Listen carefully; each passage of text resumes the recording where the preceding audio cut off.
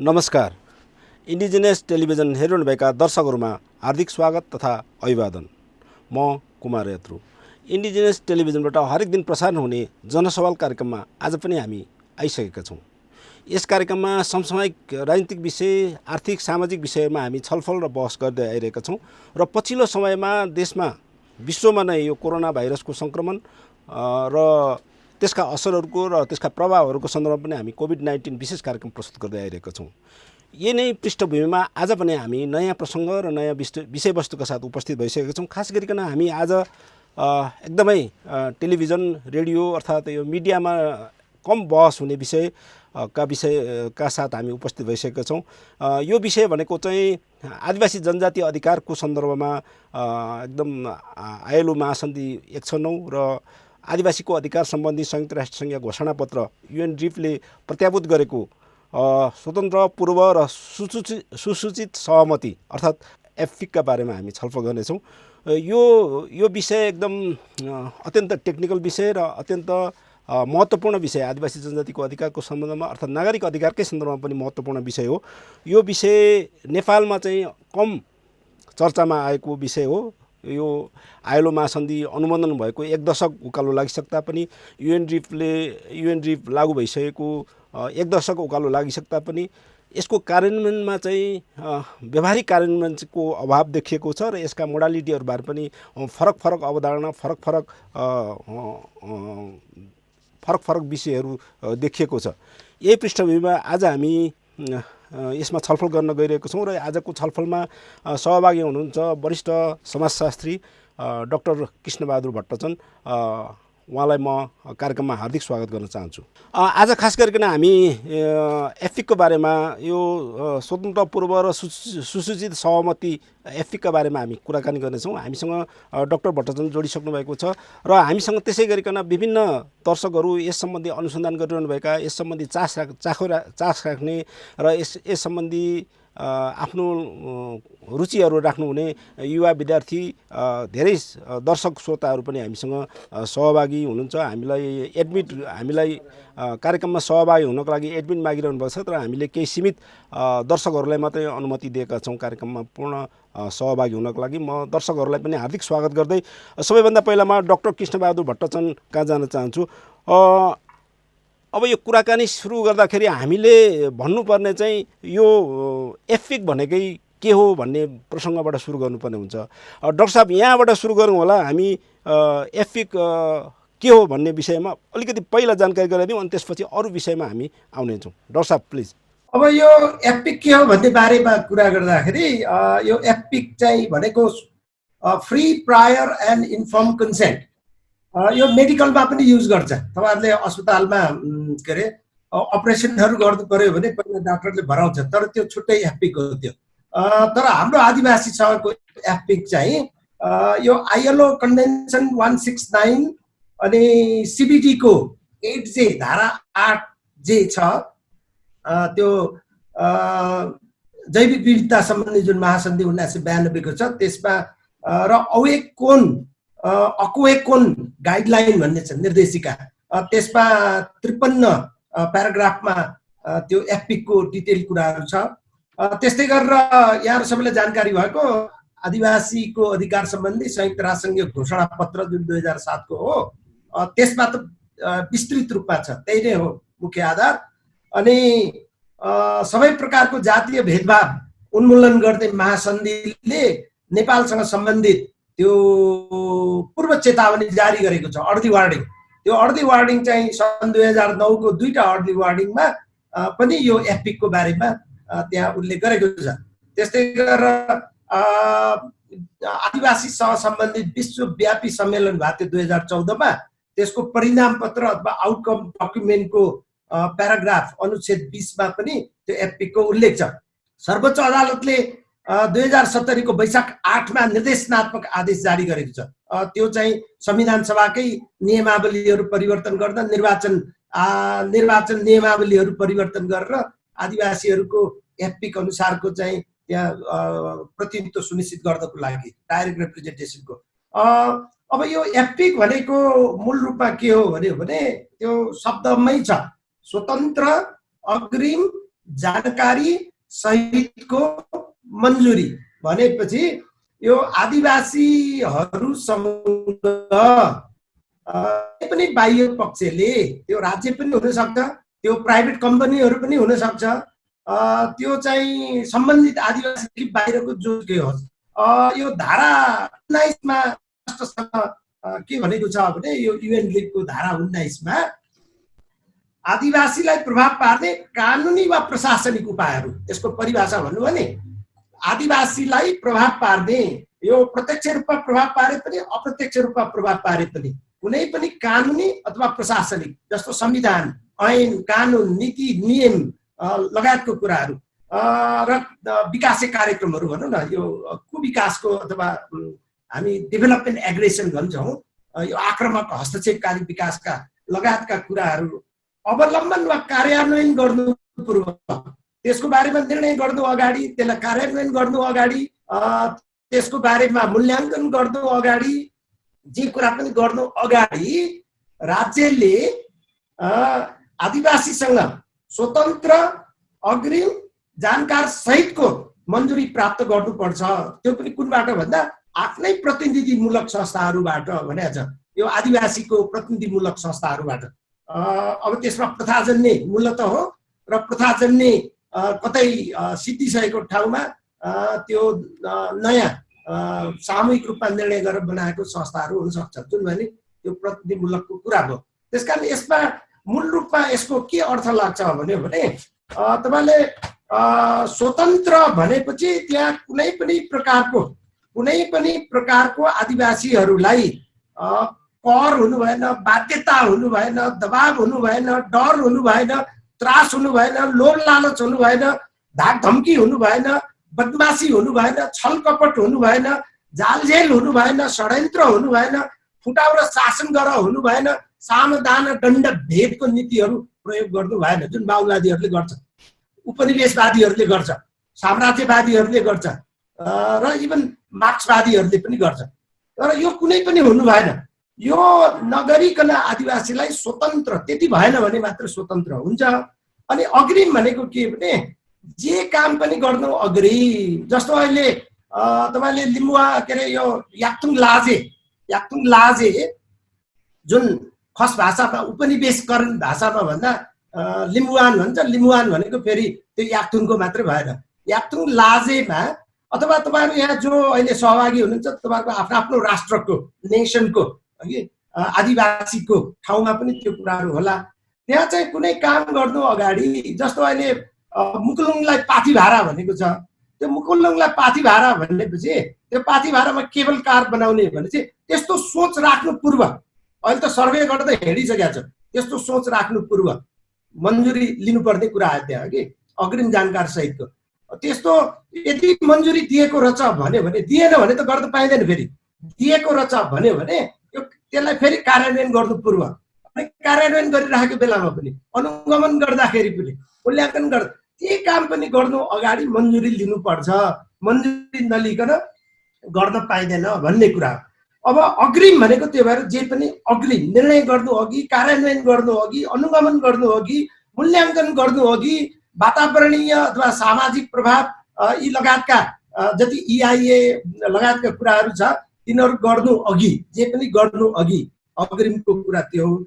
जानकार सहित भनेको जे गर्न खोज्दैछ राज्यले अथवा प्राइभेट कम्पनीहरूले भनौँ न, अथवा बाह्य पक्षले जे गर्न खोज्दैछ त्यो गर्न खोजेको कुराको बारेमा जे जति जानकारीहरू छ, जे जस्तो कुराहरू छ त्यससँग सम्बन्धित जानकारीहरू सबै उपलब्ध गराउनुपर्छ।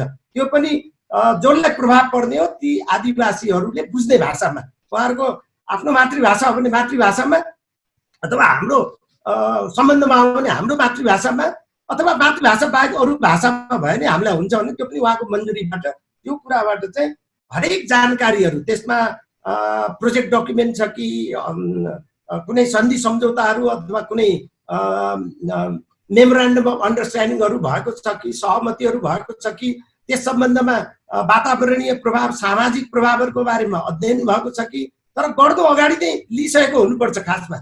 तर यदि जे कुराहरू डकुमेन्टहरूको रूपमा अथवा जानकारीको रूपमा छ, त्यो जानकारी सबै उपलब्ध गराउनुपर्छ भनेको। त्यसकारण यो तपाईँले फेरि सूचनाको हकसँग जोड्यो भने सूचना पाए त भइहाल्यो भने त्यस्तो सूचनासँग यो मिल्दैन, त्यो सूचना बेग्लै हो। यसमा त आदिवासीलाई राम्रो के प्रभाव पर्छ, नराम्रो के प्रभाव पर्छ, यो कार्यक्रम चाहिँ कतिसम्ममा जान्छ, त्यसले के असर गर्छ, ती र असर परेकोमा उहाँहरूले कसरी त्यसलाई हटाउने, त्यसलाई कसरी मिटिगेट गर्ने भन्ने कुराहरू, अथवा त्यसलाई अन्यायमा परेकोलाई कसरी न्याय दिने लगायतको जानकारीहरू त्यो एकमुष्ट हुनुपर्छ भन्ने हो। अग्रिम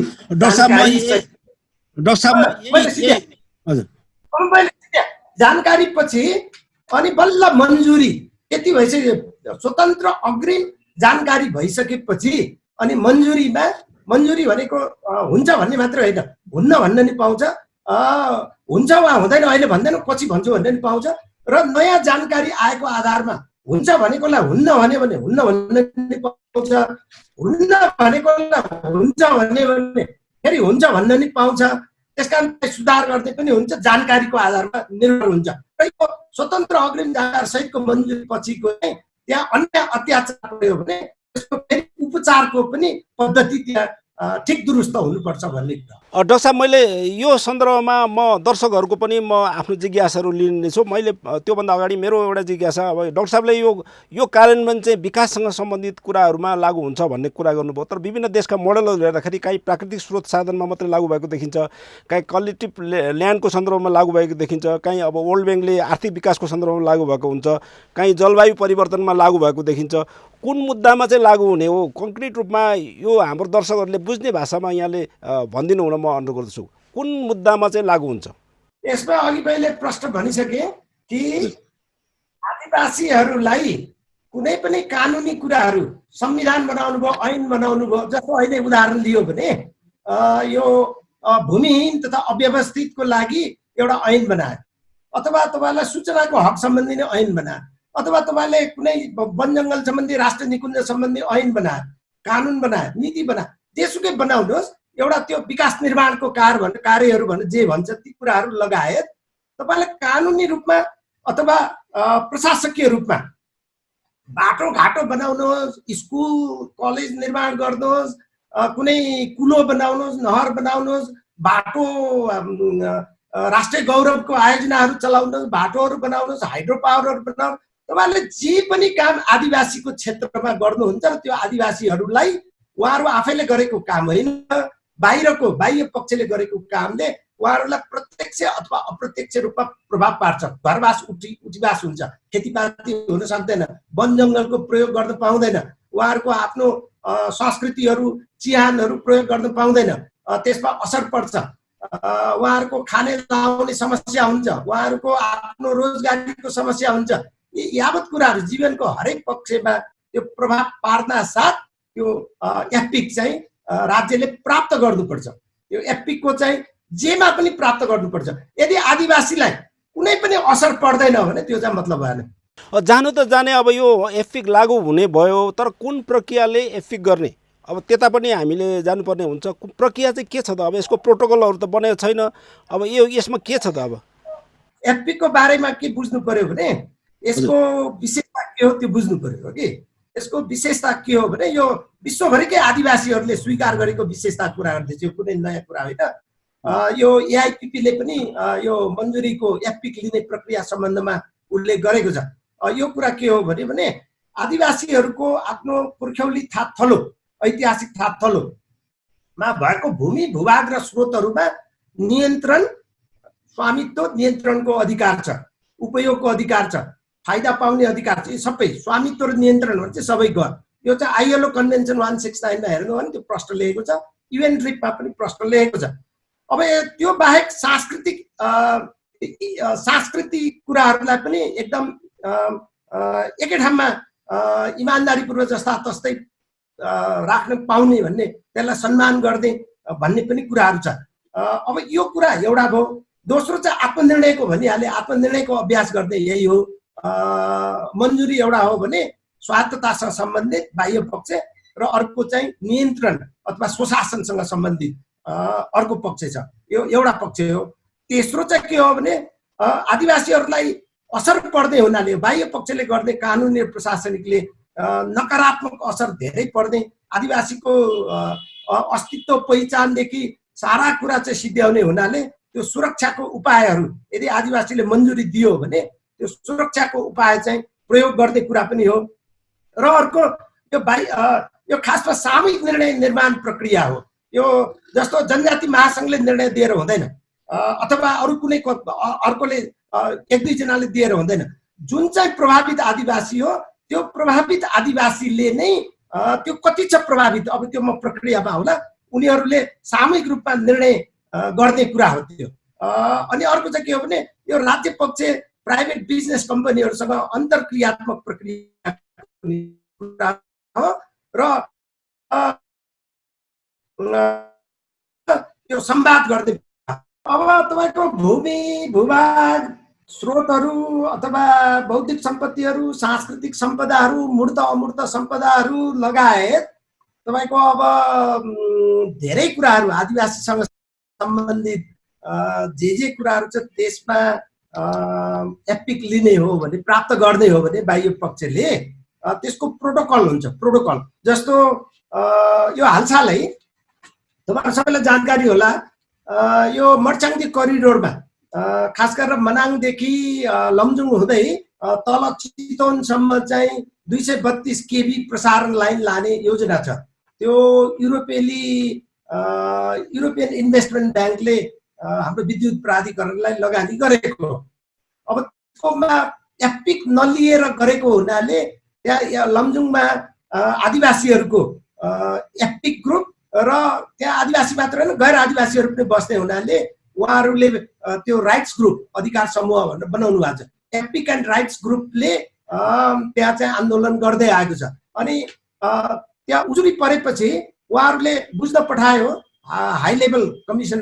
अनि उहाँहरूले त्यहाँ चाहिँ अन्यायमा परेको एपिक नलिएको त्यो निश्चित भइसकेपछि अनि लाउडदीपलाई त्यो एपिक लिने प्रक्रिया के हो त्यसको बारेमा जानकारी दिनुको लागि भन्यो। अनि लाउडदीपबाट खास गरेर दुर्गा याम्पुजी अनि राजेशजी र चन्द्र मिश्र, त्यो उहाँ चाहिँ लमजुङको गैर आदिवासी हुनुहुन्छ, त्यो हामीहरू चाहिँ सबै समूहहरूमा आदिवासी गैर आदिवासीको सबैमा घुमेर त्यो एपिकको प्रोटोकल बनाएर लाउडदीपबाट र त्यो एपिक एन्ड राइट्स ग्रुपबाट बनाएको छु। त्यसमा मैले सहयोग गरेको थिएँ। अब त्यसमा स्पष्ट के लेखेको छ भने यो धेरै सबैमा एउटै स्ट्रेट ज्याकेट मिल्दैन। हामीले कुन आदिवासीलाई कस्तो बाह्य कानुनी अथवा प्रशासनिक प्रक्रियाले कारणले प्रत्यक्ष अप्रत्यक्ष परेको त्यो अनुसार चाहिँ मिलाएर गर्नुपर्ने हुन्छ। तर मूल रूपमा के भने यसमा तीनटा तह हुन्छ। एउटा चाहिँ एपिक लिनु अघि, मन्जुरी लिनु अघि, एउटा चाहिँ मन्जुरी लिने बेला, लिएको बेला, अनि अर्को चाहिँ मन्जुरी लिएपछि। यो तीन चरण हुन्छ। पहिलो चरणमा के गर्नुपर्छ भने त्यो जुन बाह्य हस्तक्षेप भएको हुनेवाला छ, त्यो जुन विचार अवलम्बन गरेको छ अथवा विचारको अवलम्बन गरेकोलाई स्वीकृति भइसकेको छ भने कार्यान्वयन गर्नु अगाडि अघि नै मैले कुरा गरेँ। त्यसमा के हुन्छ भने कसलाई प्रभाव पार्छ त्यो प्रभावित आदिवासीहरू र अब यहाँ चाहिँ कतिपय ठाउँमा त गैर आदिवासीहरू पनि बसेको छ। त्यो आदिवासी गैर आदिवासीहरू मूलत आदिवासीहरूकोलाई प्रभाव पार्ने हो, कति जनसङ्ख्यालाई प्रभाव पार्ने हो त्यो चाहिँ यकिन गर्नुपर्छ। त्यो अध्ययन नगरिकन हुँदैन।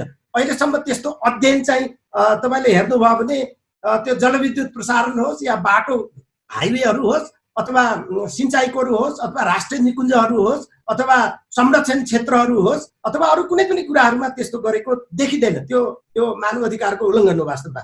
अनि त्यो छुट्याइसकेपछि उहाँहरूसँगकै निरन्तर छलफल परामर्श, उहाँहरूसँगकै सहभागितामा के गर्नु पर्यो भने एपिकको लागि फ्री भनेको छ नि, त्यहाँ स्वतन्त्र हुन्छ निश्चित गर्नुपर्छ। जस्तो हामी लमजुङमा जाने बेलामा सिडिओले अथवा विद्युत प्राधिकरणले डोजर पठाएर अनि जबरजस्ती अर्काको जग्गाभित्र पसेर पिलरहरू गाड्ने, तारहरू तान्ने त्यस्तो गर्न प्रयास गर्दाखेरि त्यहाँ चाहिँ प्रतिरोध भएको छ। त्यसकारण त्यहाँ कसैलाई डर धम्की अघि जे भने त्यो कुनै पनि देखाउनु हुँदैन र त्यो निश्चित नभएसम्म एपिकको बाँकी प्रक्रिया अगाडि जाँदैन। त्यहाँ सिडिओकोबाट, पुलिसबाट अथवा प्रशासनको अरू तहहरूबाट अथवा परियोजनाको तहबाट अथवा विदेशीहरू संलग्न छ भने विदेशीहरूको तर्फबाट अथवा बाह्य पक्षबाट त्यहाँ कुनै पनि हुनु हुँदैन र राजनैतिक दलहरूबाट पनि हुनु हुँदैन। राजनैतिक दलको माध्यमबाट त्यहीँको आदिवासी हनुमानहरूलाई हातमा लिएर यदि प्रभावित गर्न खोज्छ भने त्यो पनि गर्न पाइँदैन। त्यसकारण यो त्यो अगाडि नै हुनु पर्यो। अर्को के भने एपिकलाई कार्यान्वयन गर्ने हो भने त्यो कार्यान्वयन गर्ने एउटा समिति पनि बनाउनु पर्छ। त्यो चाहिँ त्यो प्रभावित आदिवासीहरूकै सहमतिबाट बनाउनु पर्छ, मन्जुरीबाट बनाउनु पर्छ।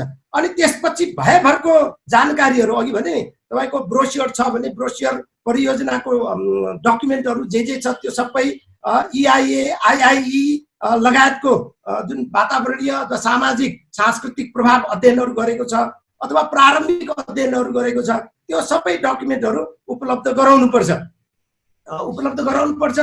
अब त्योदेखि बाहेक आदिवासीहरूको सांस्कृतिक जुन मूर्त अमूर्त सम्पदाहरू छ त्यसमा कहाँ प्रभाव पार्छ त्यसको पनि स्पष्ट जानकारी दिनुपर्छ। त्यहाँबाट विस्थापन को आदिवासीहरू कुन घर परिवारहरूको हुन्छ त्यसको बारेमा पनि यकिन जानकारी चाहिन्छ। र यदि मन्जुरी दियो भने मन्जुरी प्राप्त गर्न सक्यो भने राज्य अथवा बाह्य पक्षले अथवा प्राइभेट बिजनेस कम्पनीले त्यो बेनिफिट सेयरिङको कुरा पनि आउँछ। एपिकमा बेनिफिट सेयरिङको कुरा त्यो फिक्स पर्सेन्टेज कति दिने हो त्यो कुरा पहिले तय गरेर भनिदिएको हुनुपर्छ। अनि आदिवासीहरूको विकास योजना पनि पहिले तयार गरेर त्यसको पनि जानकारी दिनुपर्छ। र यदि अन्याय पर्यो या काम गर्दै जाँदा प्रक्रियामा त्रुटि भयो, गल्ती भयो, कुनै अन्यायमा पर्यो भने त्यसलाई तुरुन्त त्यसको उजुरी सुन्ने र उजुरी सुनिसकेपछि तत्काल त्यसको आवश्यक उपचार गरेर उहाँहरूलाई न्याय दिने कामहरू पनि तुरुन्त हुनुपर्छ। र अनुगमनको कुराहरूमा पनि उहाँहरूलाई नै सम्बन्धित आदिवासीहरूलाई नै साथमा राखेर गर्नुपर्छ। र अर्को कुरा यदि उहाँहरूले हामीलाई कानुनी ज्ञान छैन, हाम्रो अरू वकिलहरूबाट वकिल मात्रै कुरा हुन्छ, हाम्रो खालि मार्क्स मात्रै भन्यो भने हामी आदिवासी वकिलहरू जो आदिवासी ILO कन्भेन्सन 169 र UN रिपमा जानकार हुनुहुन्छ र त्यसको अनुभव छ, जस्तो नेपालको केसमा लाउडनिपको कुरा भयो, हामी लाउडनिप अथवा अरू साथीहरूलाई हामी यसमा सल्लाह परामर्श गर्न चाहन्छौँ भने त्यो परामर्शको पनि समय र अवसर दिनुपर्छ। र त्यसको साथसाथमा यदि त्यहाँ कुनै जानकारी उहाँहरूले सामूहिक रूपमा छलफल गर्दा कति समय त्यो समय त उहाँहरूलाई दिनै पर्यो। त्यो समयमा उहाँहरूले छलफल गर्दा केही कुरा बुझिएन, प्रश्न भएन, थप जानकारी चाहियो भने उहाँहरूले त्यो मागेपछि त्यो थप जानकारी उहाँहरूले त्यो दिनै पर्छ।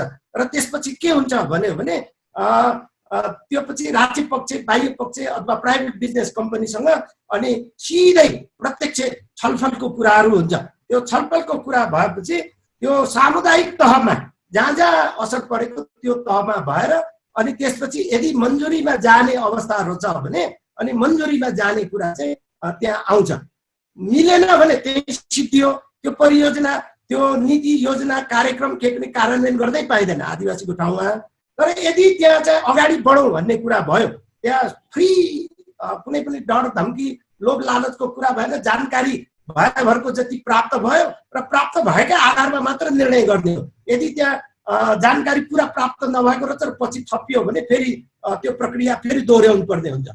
अनि दोस्रो तहमा, दोस्रो चरणमा जुन मन्जुरीको चरण छ, त्यो मन्जुरीको चरणमा चाहिँ राज्य पक्षको अथवा सरकार पक्षको अथवा बाह्य पक्षहरू, दात्री संस्थाहरू यदि त्यहाँ छ भने, लगानी छ भने अथवा प्राइभेट बिजनेस कम्पनी छ भने त्यो उहाँहरूसँग बसेर अनि फेरि त्यो सबै कुराहरू एन्स्योर गर्नु पर्यो। किनभने free prior inform consent, free prior त्यो इन्फर्मेसन भइसक्यो र प्रक्रिया पनि सब ठिक दुरुस्त छ।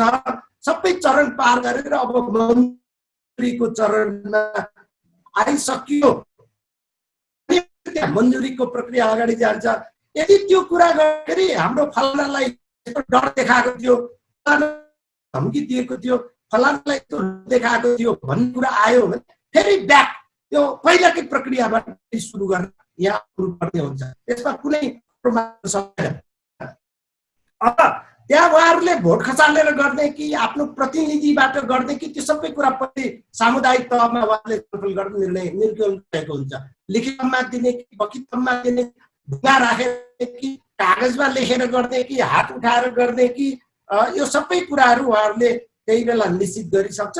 र त्यहाँ चाहिँ के हुनु पर्यो भने त्यहाँ यदि हुन्छ भन्यो भने त्यो राज्य पक्षको लागि त्यो स्वीकार्य छ, यदि हुँदैन भन्यो भने पनि त्यो हुँदैन भन्ने कुरा राज्य पक्ष अथवा बाह्य पक्ष अथवा त्यो प्राइभेट बिजनेस कम्पनीलाई स्वीकार्य छ। हुँदैन भन्यो भने त्यहाँ अगाडिको प्रक्रिया कुनै पनि जाँदैन भन्ने कुरा त्यहाँ सुनिश्चित हुनु पर्यो। त्यो नदिकन हुँदैन। फेरि उहाँहरूले हुँदैन भन्ने अनि फेरि चाहिँ र यदि उहाँहरूले त्यसमा हुँदैन भन्यो भने अब फेरि गर्ने विचार छ भने बाह्य पक्ष प्राइभेट बिजनेस कम्पनीले फेरि त्यो प्रोजेक्ट डकुमेन्ट चेन्ज गरेर फेरि त्यो वातावरणीयदेखि लिएर सामाजिक सांस्कृतिक त्यो प्रभावहरूको फेरि अध्ययन गरेर चाहिने तथ्याङ्कहरू पुरा ल्याएर अनि मूर्त अमूर्त सम्पदादेखि आदिवासीहरूलाई प्रभावित गर्ने कुराहरूको सबै डिटेल जानकारी ल्याएर के फाइदा हुन्छ के बेफाइदा हुन्छ त्यसको फेरि पुनः अर्को ल्याएर र उहाँहरूले के गर्न खोजेको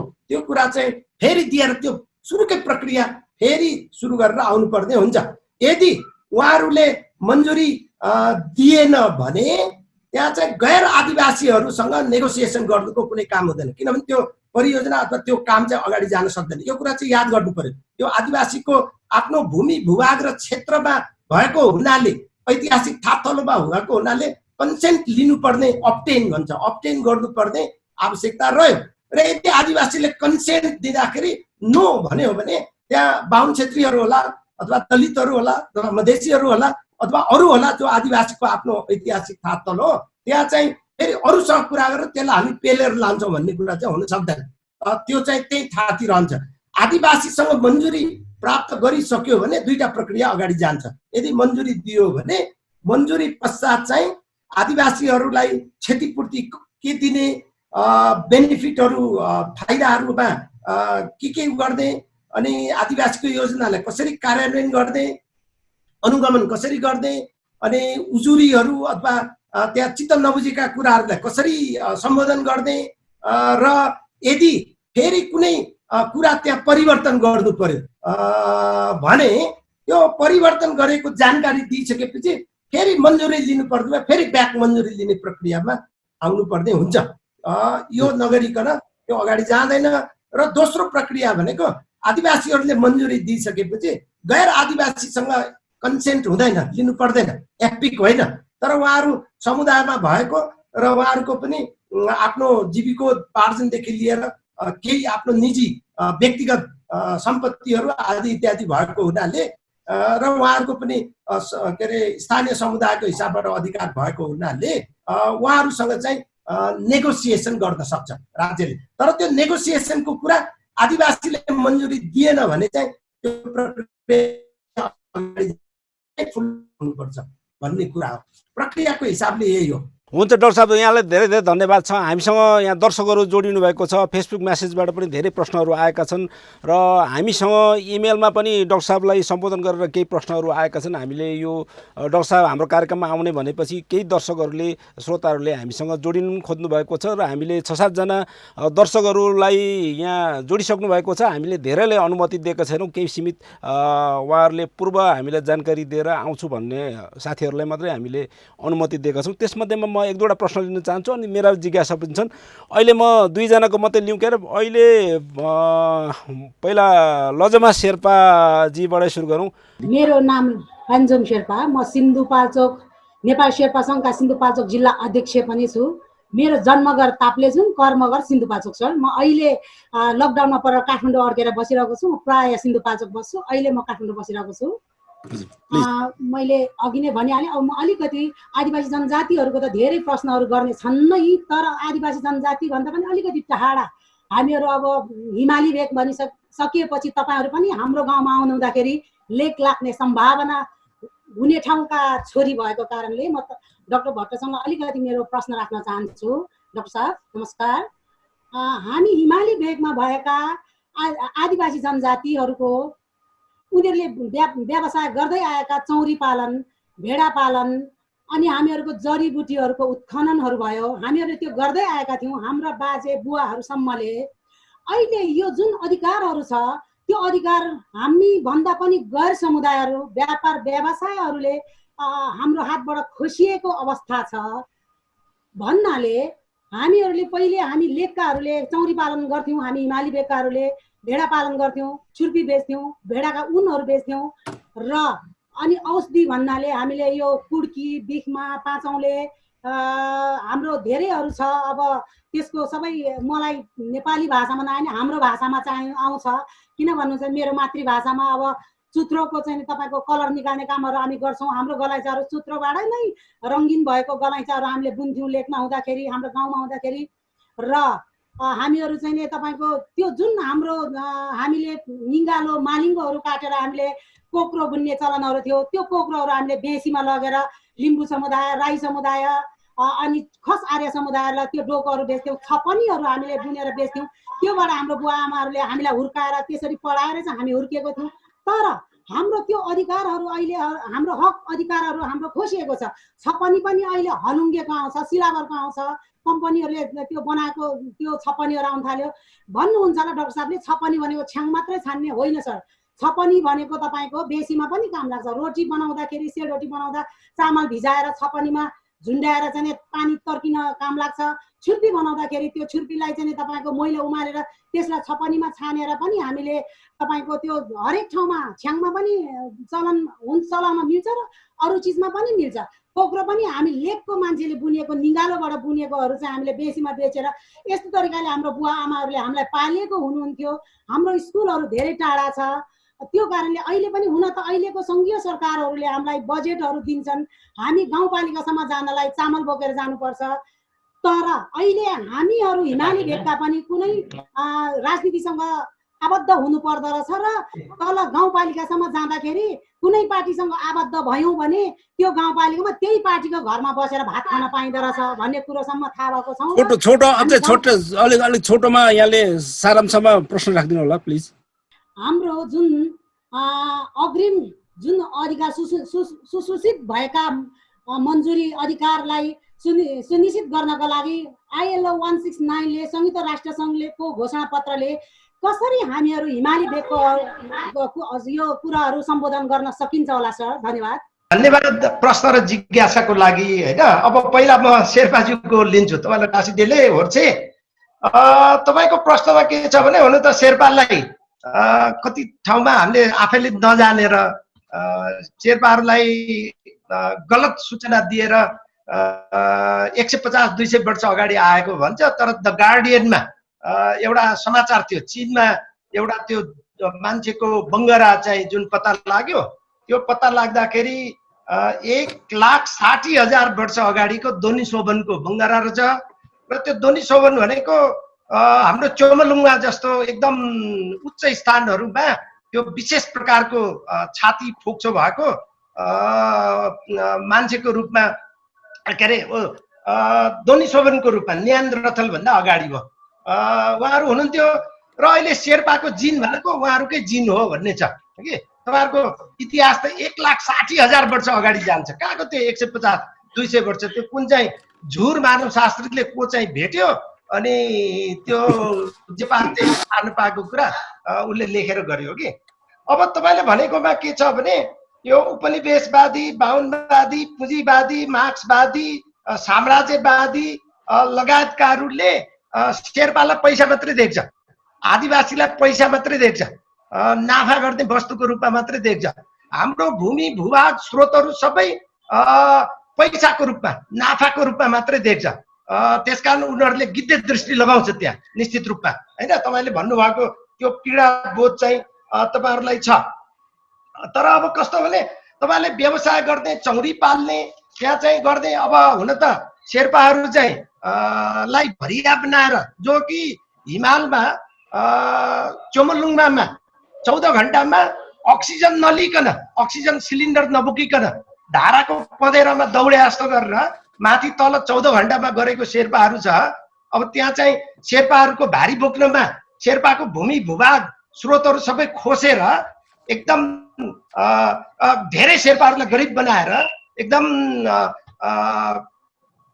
सिद्धिने अवस्थामा पुर्याएर अनि भरिया बनाएर लगेकोमा पनि त्यो भारी बोक्ने काम पनि अब अरूले गर्न थालिसक्यो कि यस्तो अवस्था छ, पैसा धेरै आउने देखेको छ। तर तपाईँले यहाँ आइएलओ कन्भेन्सन 169 मा धारा 14(1) मा हेर्नुभयो भने धारा 14 को उपधारा 1 मा शेर्पाहरूले आफूले, यो शेर्पाको मात्र होइन संसारको हरेक आदिवासीको, तपाईँ आफैले यहाँ जोडेर हेर्न सक्नुहुन्छ। अहिले तपाईँको प्रश्नको सन्दर्भमा भन्दा शेर्पाहरूले आफूले परम्परागत रूपले अथवा प्रथाजन्य रूपले बसोबास गरिरहेको भूमिमाथिको अधिकार तथा स्वामित्वलाई मान्यता दिइनेछ भनेको छ। अहिले यसको पछि यो के अरे हाम्रो स्याङ्गोजीले सोध्नु भएको, पुकारजीले सोध्नु भएको प्रश्नसँग जोडिन्छ। अब आइएलओ कन्भेन्सनमा पनि के लेखेको छ भने धारा 32 मा आदिवासी जनजाति आदिवासीलाई अथवा शेर्पालाई आफ्नो भूमि वा क्षेत्र वा अन्य स्रोतहरूको विकास वा प्रयोगको लागि प्राथमिकता र रणनीतिहरू निर्धारण गर्ने, यो भनेको आत्मनिर्णय त्यो उसको कुराहरू छ। र 2 मा उपधारा 2 मा के भनेको छ भने शेर्पाको अथवा आदिवासीको भूमि वा भूक्षेत्र अथवा स्रोतहरू विशेष गरेर खनिज जल वा अन्य स्रोतहरूको विकास, उपयोग वा शोषणसँग अथवा त्यसको प्रयोगसँग सम्बन्धित लाई प्रभाव पार्ने कुनै आयोजना स्वीकृति गर्नु पूर्व राज्यले शेर्पाहरूको स्वतन्त्र अग्रिम जानकारी सहितको मन्जुरी प्राप्त गर्नको लागि शेर्पाहरूकै प्रतिनिधिमूलक संस्थाको माध्यमबाट शेर्पाहरूसँग असल नियत र परामर्श र सहयोग गर्दैछन् भन्छ। भनेको शेर्पासँग मन्जुरी नलिकन ती कुनै पनि काम गर्न पाउँदैन। तर तपाईँले भन्नु होला तपाईँको उत्तर चाहिँ पक्कै पनि अहिलेसम्म त्यस्तो मन्जुरी लिएको छ कि छैन त भन्नुहोस् त। अहिलेसम्म राज्यले तपाईँहरूसँग मैले अघि भनेको प्रक्रिया पुरा गरेर मन्जुरी लिएर हुन्छ भनेपछि मात्रै गर्ने, हुँदैन भने त्यही स्टप गर्ने गरेको छ त छैन? हैन, त्यस्तो कुराहरू छैन। भनेपछि अब तपाईँहरूको हामी सबैको, तपाईँ शेर्पाहरूको म थकाली भएको नाताले भने तपाईँलाई भने अथवा आदिवासीको नाताले हामीहरूको अधिकार चाहिँ दिएको छ। त्यो अधिकार चाहिँ हामी लिनलाई अब लड्ने कि नलड्ने, हामी सङ्गठित भएर अगाडि जाने कि नजाने, पार्टीको झोला तुम्बा बोकेर उसको चाहिँ दिमाग चाहिँ उसकोमा बन्द राखेर आफ्नो सन्ततिलाई चाहिँ घात गर्ने कि नगर्ने भन्ने कुरा चाहिँ यो हामीले अहिले निर्णय गर्नुपर्ने, विचार गर्नुपर्ने बेला आएको छ। त्यसकारण यसमा तपाईँ प्रश्न हुनुहोस्, शेर्पाहरूको आफ्नो भूमि भूभाग र स्रोतहरूमा शेर्पाको स्वायत्तता र सुशासनको अधिकार छ। त्यहाँ कुनै पनि बाह्य पक्षले कानुनी, प्रशासनिक, विकास निर्माण जेसुकै नाममा जेसुकै गर्न खोजे पनि शेर्पालाई प्रत्यक्ष अप्रत्यक्ष रूपमा प्रभाव पार्छ भने त्यो स्वतन्त्र अग्रिम जानकारी सहितको मन्जुरी नलिकन गर्न पाउँदैन। कुनै केसमा सबै शेर्पाकोसँग सम्बन्धित होला, कुनैमा शेर्पाहरूको कुनै खास बस्ती अथवा कुनै समुदायमा गएर गर्नुपर्ने होला। त्यो कुरा मैले सुरुमै भने त्यो निर्क्युल गर्नुपर्छ। मलाई चाहिँ नमस्कार व्यक्त गर्न चाहन्छु। म को विद्यार्थी। सरलाई चाहिँ मेरो प्रश्न के छ भन्नु होला भने यो आइएलओ 169 चाहिँ नि नेपालको अन्तरिम संसदले चाहिँ नि 64 साल साउन पारित गरेको रहेछ र 65 साल 22 गते चाहिँ नेपालको कानुन बनेको रहेछ। अहिलेको अवधिसम्म आइसक्दा फेरिमा चाहिँ यी कानुनहरू नेपाल सरकारले चाहिँ कसरी कार्यान्वयन गरिरहेको छ, यदि यो सफल भएको छन् भने कुन कुन दफामा चाहिँ नि यो एकदमै राम्रोसँग चाहिँ यसको व्यवस्थापन कार्यान्वयन भएको छ यो बताइदिनु होला। यदि यी कुराहरू चाहिँ कार्यान्वयन भएको छैन भने कस्तो खालको दबावहरू, कस्तो खालको कार्यक्रम योजनाहरू चाहिँ लिएर नेपाल सरकारलाई चाहिँ नि दबाब दिन सकिन्छ होला भन्ने चाहिँ छ। यदि यो लोकतन्त्र, यो गणतन्त्रमा पनि यी कुराहरूको कार्यान्वयन भएन भने कुन चाहिँ तन्त्र र कुन चाहिँ व्यवस्था भयो भने यो आइएलओ 169 र युएनडिपका सबै कुराहरू चाहिँ कार्यान्वयन हुन सक्छ होला भन्ने प्रश्न डाक्टर साहब। अब पुकारजीको तपाईँलाई छ्याजल हो, पुकार गुरुङजीलाई तमु, पुकार तमु, तपाईँलाई छ्याजल हो होर्छे। अब तपाईँलाई आइएलओ युएनडिपको कुरा अब यसमा 2015 को त्यो संविधानमा के राम्रो छ र कति के गणतन्त्रमा कार्यान्वयन भयो कि भएन, के भयो भन्ने प्रश्नमा तपाईँले धारा 56 को पनि कुरा गर्नुभयो हैन। अब यसमा के छ भने 2015 को संविधान आउनु अघिसम्मको छलफलको प्रक्रियामा आदिवासीको धेरै कुराहरू आएको थियो। सर्वोच्च अदालतले अघि मैले भने निर्देशनात्मक आदेश दिएको थियो। सर्ट कमिटीले पनि एपिक मेकानिजम संविधान सभामा बनाउनु भनेर पहिलो संविधान सभामै उसले अर्ली वार्निङ जारी गरेको थियो, अग्रिम चेतावनी। आदिवासीको प्रतिनिधित्व संविधान सभामा राजनैतिक दलको माध्यमबाट होइन, त्यो चाहिँ प्रत्यक्ष तपाईँ तमुहरूकै प्रथाजन्य तरिकाले प्रथाजन्य संस्थाहरूको माध्यमबाट सिधा प्रतिनिधित्व पढाउन पाउँछ। त्यो त्यही कुरा शेर्पा, त्यही कुरा हेल्मो, त्यही कुरा अरू आदिवासीकोमा लागू हुन्छ भन्ने कुरा थियो। त्यो बेला हाम्रो याक्थुङकै मान्छे सभा के अरे संविधान सभाको अध्यक्ष भएको बेलामा हामीले लगेर ज्ञापन पत्र त्यो बेला आदिवासी बृहत मोर्चा नेपाल भन्ने थियो, त्यो लगेर ज्ञापन पत्र बुझाउँदाखेरि त्यसको कुनै सुनवाई भएन होइन। सर्वोच्च अदालतले पनि अघि मैले भने त्यो यो सबै कुरालाई ध्यानमा राखेर निर्वाचन संविधान सभाको निर्वाचन ऐनहरू नियमावलीहरू र संविधान सभाकै पनि नियमावलीहरू यो अन्तर्राष्ट्रिय कानुनहरूको आधारमा फेर्नु भनेको थियो, त्यो पनि गरेन। तपाईँले सन्धि ऐन हेर्यो भने नेपालको कानुनहरू अन्तर्राष्ट्रिय कानुन जो नेपाल पक्ष छ, जस्तो आइएलओ कन्भेन्सन 169 होइन, अथवा अन्तर्राष्ट्रिय कानुन भनेपछि त्यो मात्रै होइन, हामीले एडप्ट गरेको त्यो आदिवासीको अधिकार सम्बन्धी घोषणा पत्र समेत पर्छ, ती लगायतका जति पनि छन् त्यो सबैलाई सबैसँग नेपालको कानुन बाजियो भने नेपालको कानुन चाहिँ बहर हुन्छ, अन्तर्राष्ट्रिय कानुन जो नेपाल पक्ष छ त्यो सहर हुन्छ भन्ने छ। तर त्यसमा पनि झेली खेल छ, यो बाहुनवादीहरूको झेली खेल, उपनिवेशवादीहरूको झेली खेल, यो मार्क्सवादीहरूको झेली खेल, अनि यो पुँजीवादीहरूको झेली खेल के भने तुलोभित्र आफ्नो हात पर्यो, माछा पर्यो भने चाहिँ ठिक छ, अनि सर्व पर्यो भने चाहिँ त्यो छोडिदिने, अथवा खेल खेल्ने नियम बनाउने, आफूले जित्यो भने चाहिँ नियम ठिक छ, आदिवासीले हार्यो भने, तर आदिवासीले जित्यो भने त्यो नियम भएर फेरि फेर्नु पर्यो भनेर अर्को नियम गर्दै छ होइन। त्यसकारण अन्तरिम संविधानमा धेरै प्रगतिशील हो, तर त्यो युएन ट्रिपकै दाजुमा छैन। युएन ट्रिप पनि आदिवासीले भनेको सबै कुरा त्यसमा छैन, सबै कुरा छैन, त्यो पनि सम्झौता हो। तर हामीले खोजेको धेरै कुरा आत्मनिर्णयदेखि सामूहिक अधिकारको कुराहरू होइन, आत्मनिर्णयदेखि स्वायत्तता सुशासनदेखि भूमि भूभाग स्रोतमा स्वामित्व नियन्त्रणदेखि प्रथाजन्य कानुन लगायतका कुराहरू सबै त्यसमा छ। फ्री प्रायर इन्फर्म कन्सेन्टको कुराहरू छ, तर त्यो नै पर्याप्त होइन। त्यो कुनै दिन हाम्रो महासन्धि बनाउने लडाइँ जारी छ।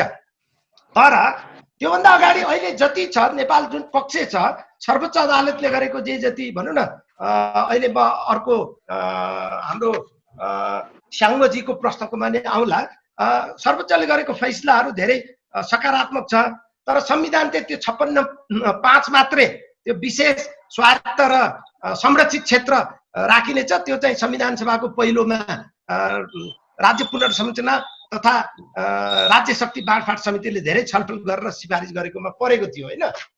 तर त्यो बाहेक त 2015 को त नस्लवादी छ। यो त हामीले सबैले यो कालो संविधानै भनिरहेको छौँ होइन।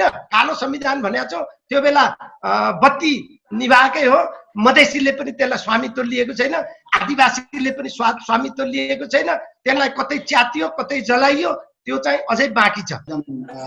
धन्यवाद दिनुभएको निम्ति विशेष गरी आयोजक संस्थालाई।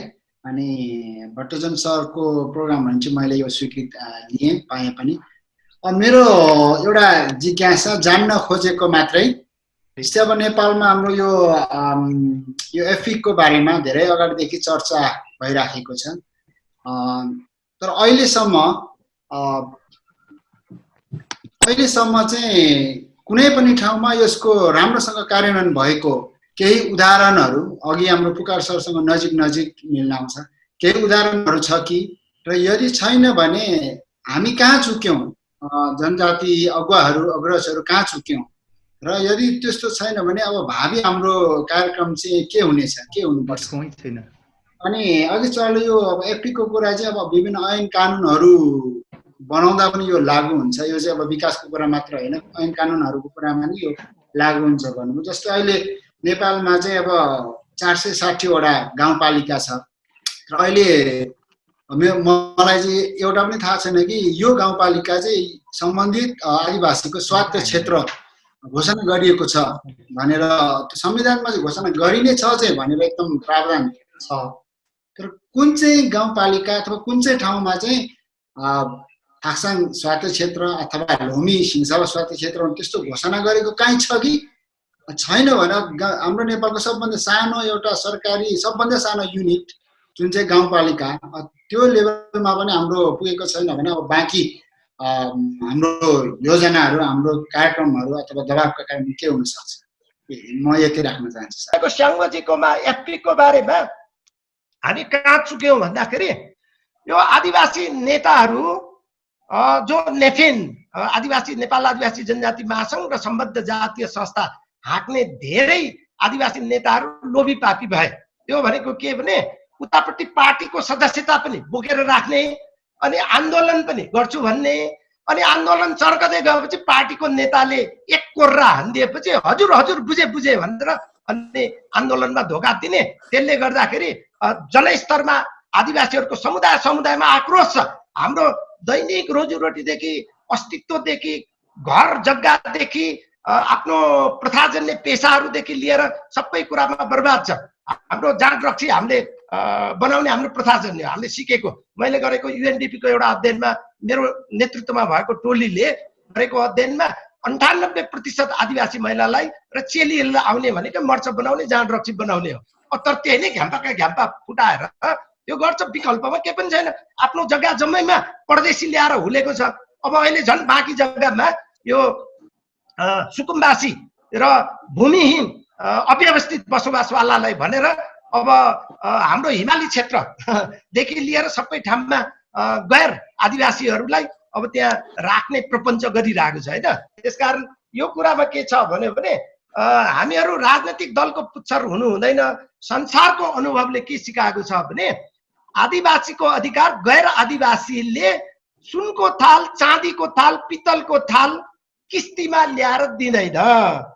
सुधारको कुराहरू जस्तो प्रतिष्ठान जस्तो अथवा केही बजेटको कुराहरू जस्तो अथवा आयोग जस्तो थारू आयोग आदिवासी आयोग जस्तो केही कुराहरू चाहिँ गरिदिन सक्छ। तर त्यो गरेको कुरा पनि ढिलो चाँडो खोसेर लैजान्छ। प्रतिष्ठानलाई त्यही भएर सिध्याउन लागेको छ। त्यसको पछि लाग्नु हुँदैन। आदिवासीको अधिकारको लागि हामी नेतृत्व गर्छौँ भनेर सशस्त्र आन्दोलन हामी गर्छौँ भनेर संसारभर पेरुदेखि लिएर नेपालमा पनि भयो। तर जातैको आन्दोलनले के गर्यो भने गैर आदिवासीले नेतृत्व लिएको सशस्त्र आन्दोलनले पनि आदिवासीको अधिकार सुनिश्चित गर्दैन, धोका दिन्छ आदिवासीलाई भनेपछि विकल्प अब संसारको इतिहासले तपाईँ यो पृथ्वीको जुनसुकै ठाउँमा पनि जानुहोस्, पृथ्वी हाम्रो माता हो। प्रकृतिसँग हाम्रो जतिको नजिकको सम्बन्ध कसैसँग पनि छैन र हाम्रो सम्बन्धमा हाम्रो अधिकार खोसेर प्रकृतिसँगको सम्बन्ध विच्छेद गरेको हुनाले नै यो वातावरणीय प्रभावहरू दुष्चक्रहरू क्लाइमेट चेन्जको कुराहरू जलवायु परिवर्तनको कुराहरू ग्लोबल वार्मिङको कुराहरू आएर अहिले कोरोना जस्तो पेन्डेमिकको कुराहरू आइसक्यो। भोलि गएर सबै मान्छे नै सखाप हुने दिन पनि धेरै टाढा छैन। आदिवासीलाई सिद्ध्याउँछु भन्दा मान्छे नै सखाप हुने दिन चाहिँ आउँदैछ। त्यसकारण सबभन्दा राम्रो के भने आदिवासीको यो युएन ड्रिपमा र आइएलओ कन्भेन्सनमा र यो सिडोले जुन रेकमेन्डेसन दिएको छ आदिवासीसँग सम्बन्धित महिलासँग सम्बन्धित र आउटकम डकुमेन्ट परिणाम पत्रमा यो विश्व सम्मेलन आदिवासीहरूको 2014को परिणाम पत्रमा एपिक लागू गर्छौँ हामी कार्यान्वयन गर्छौँ भनेर सबै राज्यहरूले त्यसमा सहमति जनाएको छ।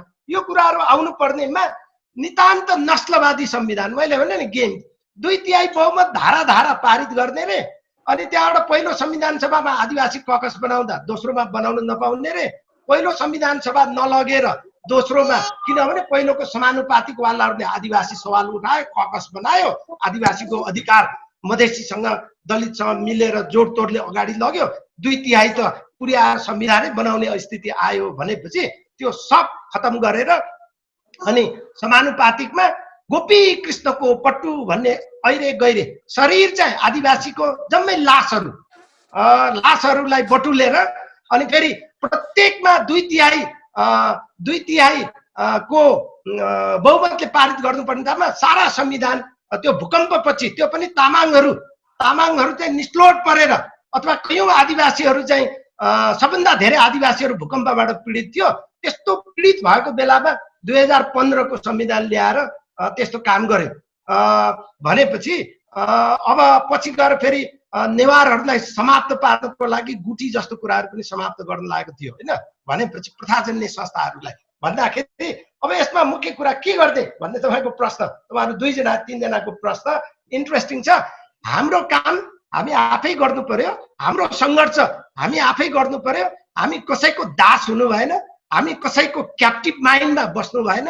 हाम्रो दिमाग चाहिँ गिदी चाहिँ ताजा राख्नु पर्यो। अर्काले अन्डा बनाएर यो गिदी अपरेसन गरेर भित्र राखेको विचारधाराहरू बोकेर हिँड्नु भएन। त्यो भनेको के भने डिकोलोनाइज गर्नु पर्यो, डिब्राह्मनाइज गर्नु पर्यो कि बाहुनवादबाट मुक्त हुनु पर्यो, उपनिवेशबाट मुक्त हुनु पर्यो र हाम्रो क्लेम मेकिङ कुराहरू अगाडि आउनु पर्यो। हाम्रो न्यारेटिभ भन्छ नि, हाम्रो खाका, हाम्रो के उसको भाष्य चाहिँ हामी आफैले निर्माण गर्नु पर्यो होइन। अनि अगाडि हामी एक भएर अगाडि बढ्यो भने केही गर्न सक्दैन। जस्तो काठमाडौँको नेवार आदिवासीहरू एक हुँदाखेरि त्यो डोजर काजीले पनि केही गर्न सकेन, त्यो डोजरले घरहरू भत्काउन सकेन, सर्वोच्चले भत्काउ भन्न सकेन होइन। अनि त्यसपछि गुठीको विधेयक चाहिँ अरू गुठीलाई गुठीसँग मिसाएर गु र गोबर दुइटै एक ठाउँमा मिसाएर अनि गोबरलाई सिद्ध्याउन गु प्रयोग गर्न खोजेकोमा पछि नेवारहरूको त्यो गोबर गु होइन, गु त अर्को, त्यसको लागि चाहिँ जुन खालको 62-63 को भन्दा ठुलो प्रतिरोध एकैबद्ध भयो। त्यो बेलामा पनि राजनैतिक दलहरूले नेता खोज्दै थियो, सहमति गरेर एक दिन अगाडि नै त्यहाँ नआउने गर्नको लागि, आएकोहरूलाई छिन्न भिन्न पार्नको लागि, सम्झौता गर्नको लागि, त्यो विधेयक ल्याउनको लागि गरेको थियो। तर त्यहाँ चाहिँ नेताहरू भए एउटाको नियन्त्रणमा नभएको, पार्टीको नियन्त्रणमा नभएको देखेपछि डराएर विधेयकपछि फिर्ता लियो। त्यसकारण हामी आफै गर्नुपर्छ र हाम्रो पुस्तालाई चाहिँ हामीले हस्तान्तरण गर्नुपर्ने कुरालाई हामीले त्यो हेलचक्राइ चाहिँ गर्नु हुँदैन। केही त अब डाक्टर साहबले अघि नै सम्बोधन पनि गरिसक्नु भएको छ। जस्तो EIA को कुराहरू एकजना नाम नभनिकन उहाँले चाहिँ यो सोधिदिनु होला भनेर हाम्रोमा इमेलमा लेख्नु भएको थियो। यो सरकारले चाहिँ यो बातोड्ने प्रभाव मूल्याङ्कन EIA गर्छ, यसले चाहिँ FP को भावनालाई पनि समेट्छ कि समेट्दैन भन्ने एउटा प्रश्न। अर्को डाक्टर साहबले नै अघि भनिसक्नुभयो, यो संविधानमा व्यवस्था भएको सूचनाको हक र यो संवैधानिक व्यवस्था र यो FP को के अन्तर सम्बन्ध छ, यो फरक हो कि भन्ने प्रश्न पनि अघि डाक्टर साहबले भनिसक्नु भएको छ। अर्को एकजना चाहिँ यहाँ जीवन मगर अर्घाखाँचीबाट डाक्टर साहबलाई नै सोध्नु भएको छ। यो अलिअलि भएको छ, जस्तो अब यो संवाद प्रक्रिया हो, यो सहमति प्रक्रिया हो, तर त्यो कोसँग गर्ने, आधिकारिक व्यक्तिको पहिचान कसरी गर्ने, महासन्धिको स्पिरिटमा हो भने यो आदिवासीको प्रथाजनित संस्थाहरूले सँग जोड दिन्छ। यो नेपालको आदिवासी जनजाति महासङ्घ यो जातीय संस्थाले चाहिँ त्यो तिनीहरूलाई चाहिँ आधिकारिक प्रतिनिधि भन्न मिल्छ कि मिल्दैन भनेर लामो प्रश्न सोध्नु भएको छ जीवन मगर अर्घाखाँचीबाट। डाक्टर साहब यस सम्बन्धी सम्बोधन गरिदिनु म अनुरोध गर्छु। यसमा तपाईँको पहिलो कुरो EIA वातावरणीयकोमा के छ भने हजुर मैले धेरै हेरेको छु, मलाई कतिले गर पनि भनेको थियो, तर मैले कतिमा गरेको छैन। कारण के भन्दा जो नेतृत्वमा बस्छ, नेतृत्वमा चाहिँ शरीर चाहिँ आदिवासीको तर काम चाहिँ गैर आदिवासीको लागि गर्दै कि एजेन्ट टाइपको। जस्तो म उदाहरण भन्छु, म नामसाम त तपाईँहरू आफैले पत्ता लगाउनुहोस्।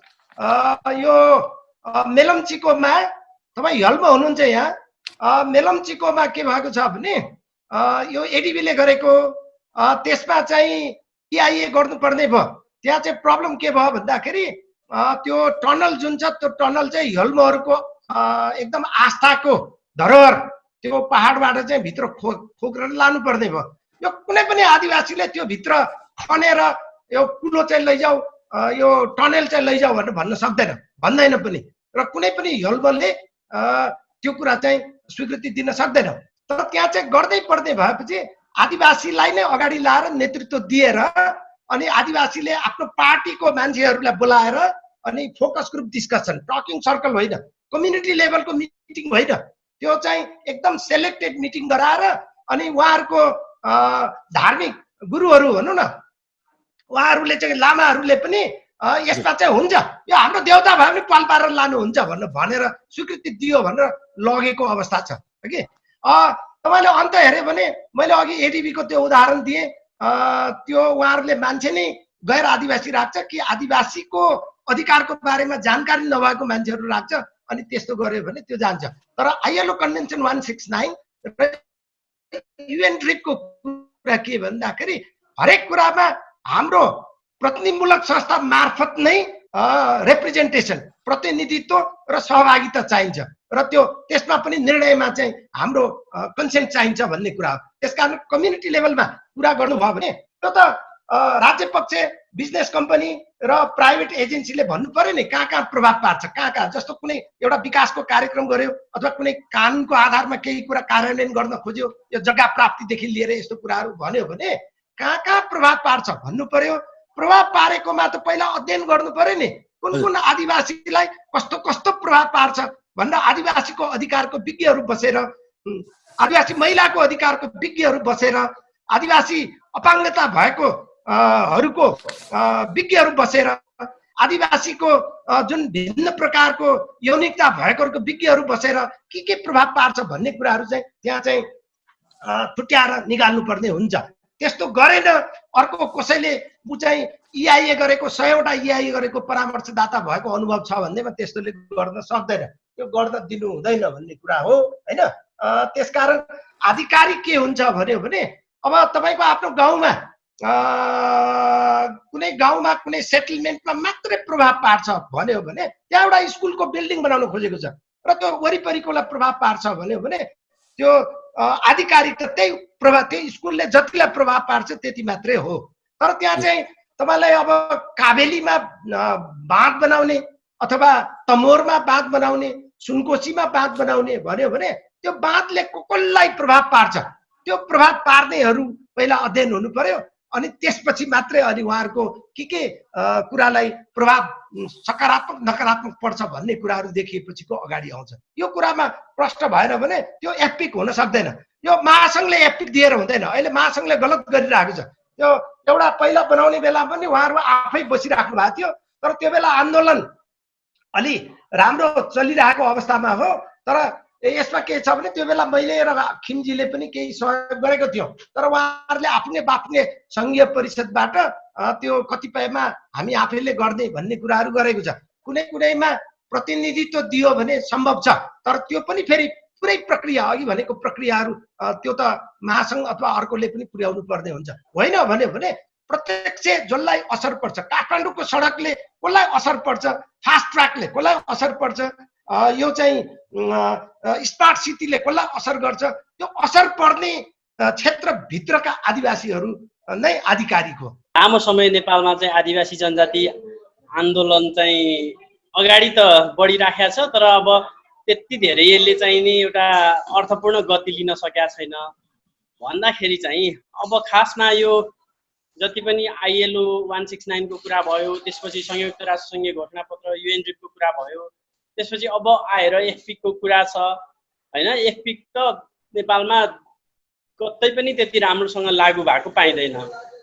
यो सबै हाम्रो चाहिँ आदिवासी समुदायको चाहिँ नि भनौँ न माग, मुद्दा, हक, अधिकारहरू सुनिश्चित गर्नको लागि आन्दोलन मात्रै एउटा उपाय हो कि अब अरू बाँकी केही विकल्पहरू पनि छन् भन्ने कुरा नै हो। र अहिले अर्को प्रश्न चाहिँ के भने अब यो विशेष गरी अहिले चाहिँ नेपालमा यो कति पर्सेन्टमा चाहिँ यो लागू भइराखेको होला जस्तो एफपिकको कुरा छ, त्यसपछि चाहिँ नि अरू आदिवासीहरूको हक अधिकारको कुरा छ, आदिवासीहरूको मानव अधिकारको कुरा छ। यो अहिले यसरी अलिकति पर्सेन्ट वाइज हेर्ने हो भने कति पर्सेन्ट जति चाहिँ नेपाल सरकारले लागू गरिराख्या होला, अथवा चाहिँ कम्तीमा आफ्नो पार्टीका कार्यकर्ताहरूमा त त्यो लागू हुन्छ कि गराइराख्या छ कि के छ होला डाक्टर साहब?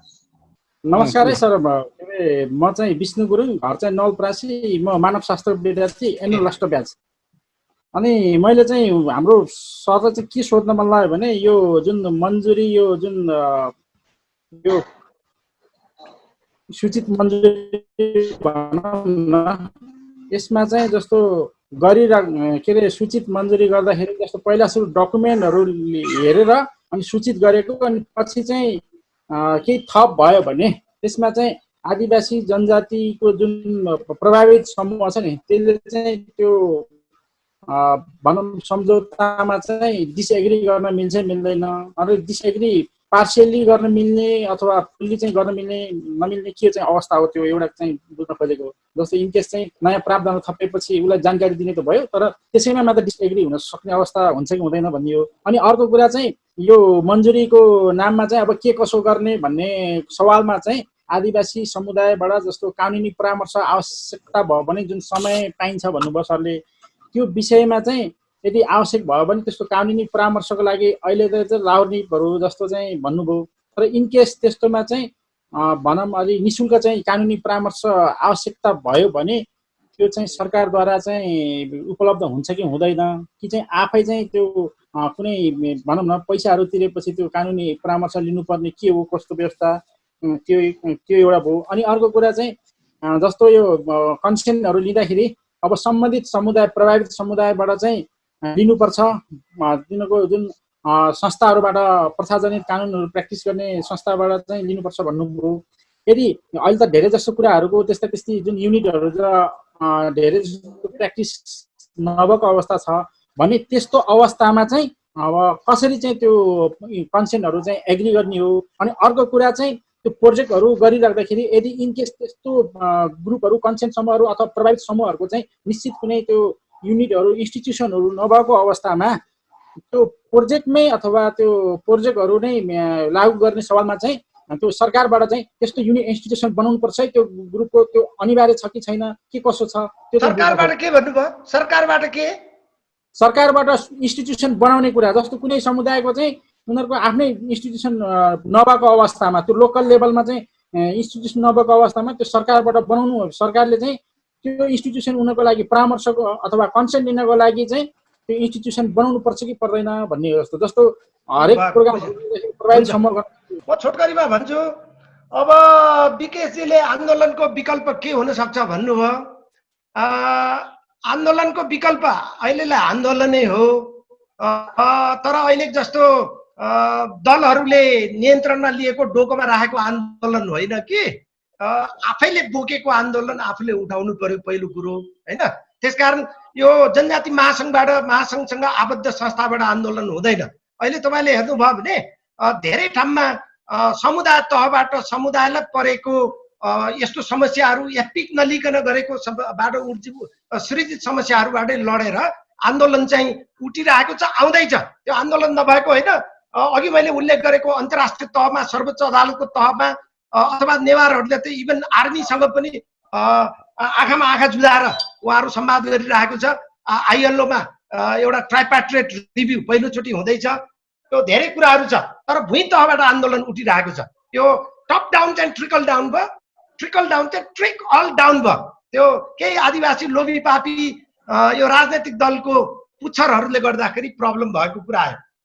अब दोस्रोमा चाहिँ यदि त्यो विकल्प चाहिँ के हुन्छ भने अन्तिम विकल्पमा त आखिरमा गएर संसारमा आदिवासीहरूले सशस्त्र बाहेक अरू विकल्प देखेको छैन। तर हामी त्यो चाहँदैनौँ। नेपालमा हामी आदिवासीहरू कसैले पनि सशस्त्र चाहँदैन, तर सशस्त्र चाह्यो भने अहिलेसम्म ब्रिटिसको लागि, भारतको लागि अथवा नेपाली काङ्ग्रेसको लागि अथवा माओवादीको लागि, कम्युनिस्ट पार्टीको लागि, अर्काको लागि हतियार उठाएको छ, आफ्नो लागि उठाएको छैन है। जुन दिन आफ्नो लागि उठाउँछ त्यो दिन के हुन्छ त्यो चाहिँ त्यति गाह्रो छैन अनुमान गर्दा। तर त्यस्तो सशस्त्र युद्धबाटै अधिकार प्राप्त गर्ने दिन चाहिँ सकभर नआओस् भन्ने नै हो। अब दोस्रो चाहिँ के छ भने तपाईँको यो उसमा विष्णुजी तपाईँले भन्नुभएकोमा यो डकुमेन्टमा थपघट गर्ने यो गर्ने के गर्ने कुराहरूको सम्बन्धमा मुख्य त के हुन्छ भने यदि यो राज्य पक्ष बाह्य पक्षले के गर्छन् धाँधली झेला गर्छ के, त्यो सामदान दण्डभेद गर्छ। जाने सूचना दिँदैन, कन्सेन्ट लिइसकेपछि पेलेर अगाडि जान सक्छ। त्यहाँ नयाँ सूचना आयो भने अनि त्यो नयाँ सूचनाको आधारबाट चाहिँ त्यो पहिला चाहिँ त्यो थाहा थिएन, अब चाहिँ थाहा भयो यसले नराम्रो गर्दो रहेछ भने चाहिँ पहिला हुन्छ भनेको अब त हुन्न भन्न पाइयो नि त होइन।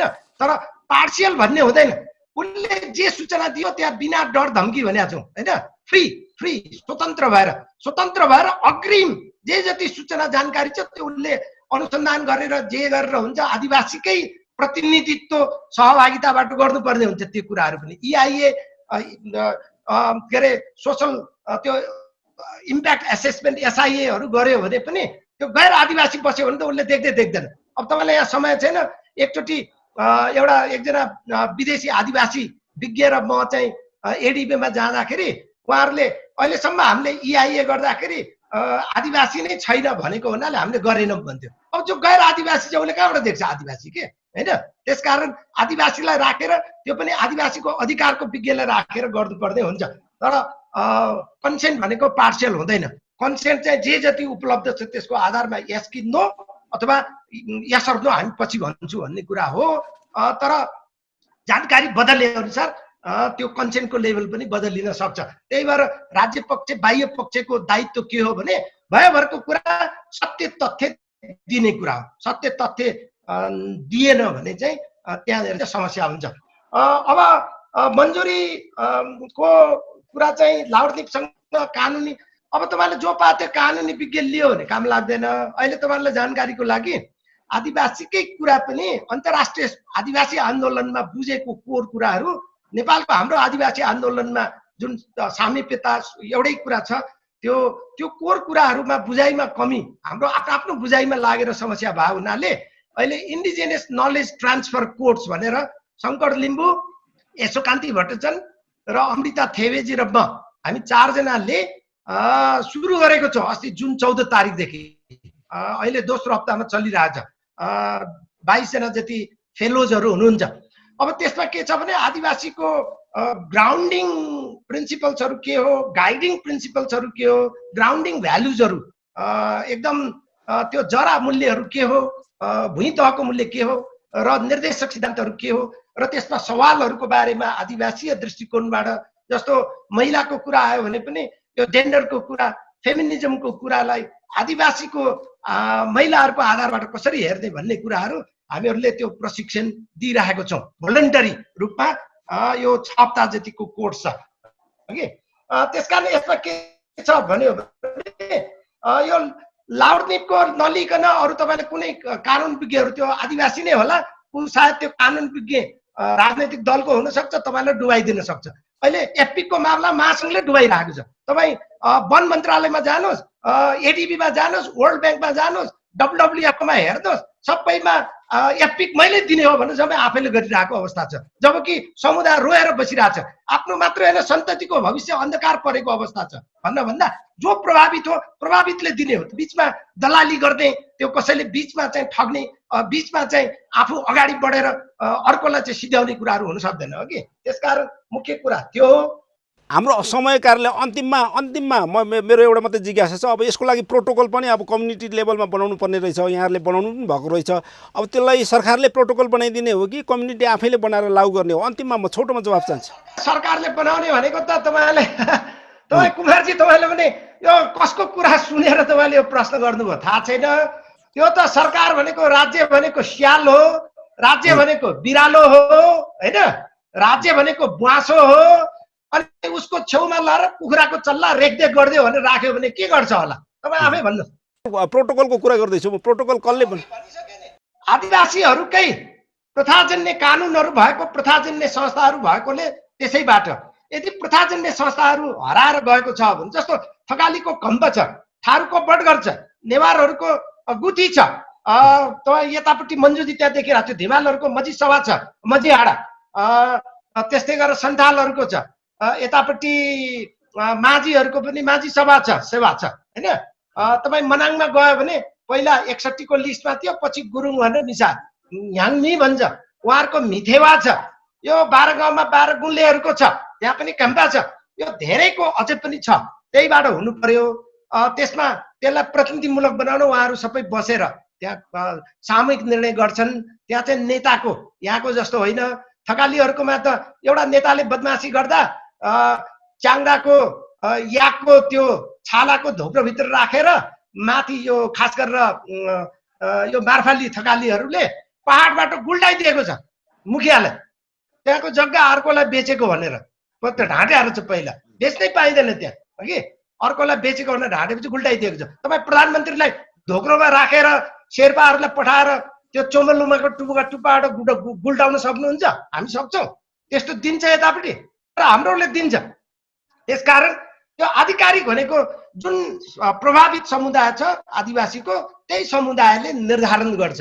उहाँहरूको अघि मैले सुरुमै भने त्यो डिटेल चाहिँ यहाँ छोटो समयमा भएर कुरा गर्न मिल्दैन। त्यो हामी आवश्यक पर्यो भने छुट्टै छलफल गर्न सक्छौँ।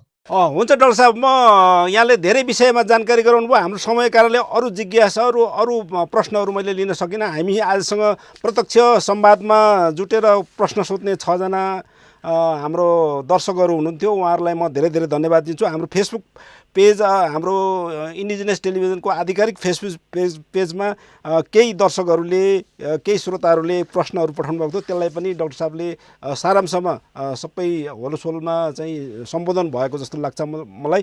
इन्डिजिनियस टेलिभिजनको यो कार्यक्रममा हामी समसामयिक विषय र सामाजिक विषयहरूमा हामी छलफल गर्ने गर्दछौँ र यो छलफललाई हामी अर्को श्रृङ्खलामा पनि निरन्तरता दिने बाचाका साथ आज सहभागी हुनुभयो डाक्टर कृष्णबहादुर भट्टराई समाजशास्त्री हुनुहुन्छ। उहाँलाई टेलिभिजनको तर्फबाट र मेरो व्यक्तिगत तर्फबाट धन्यवाद दिन चाहन्छु र दर्शकहरू तपाईँहरूले पनि हामीसँग जोडेर कार्यक्रम हेरिदिनु भयो, यसको लागि पनि म धन्यवाद दिएर आजको कार्यक्रम यही टुङ्गिन चाहन्छु। भोलि अर्को विषय, अर्को अतिथि र अर्को सन्दर्भका साथ उपस्थित हुनेछौँ। अहिलेको लागि भने सम्पूर्ण युनिट सहित म कुमार यात्रु बिदा चाहन्छु।